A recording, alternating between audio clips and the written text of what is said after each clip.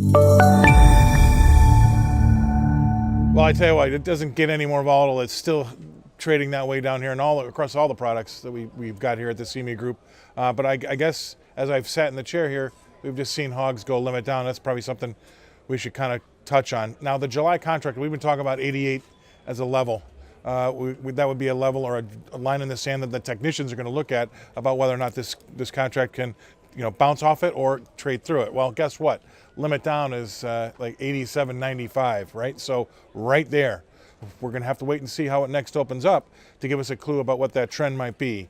That's going to be something that the technicians will trade off of, and it'll give us the next trend for the next few days until maybe something else comes out of China. But what's interesting about China is there still is some trade with us when it comes to hogs. So surprisingly enough, you don't really hear that other side of the argument or the other side of the coin, but there's still demand coming from China. We're still trading there. So obviously it's not as much, but it's interesting to see that even though there have been a lot of tensions, the attention paid to the trade that we're still doing has been very, very small. So keep that in mind, that there's still some trade going back and forth, and I thought that was surprising because I hadn't really read a lot of that, or there wasn't a lot in the news, and something that should be well noticed, because that's a positive sign for our hogs here. I think, and lastly, I think that you have to kind of remember that we could be in this for the long term, right? After May the 10th, that was a watershed moment.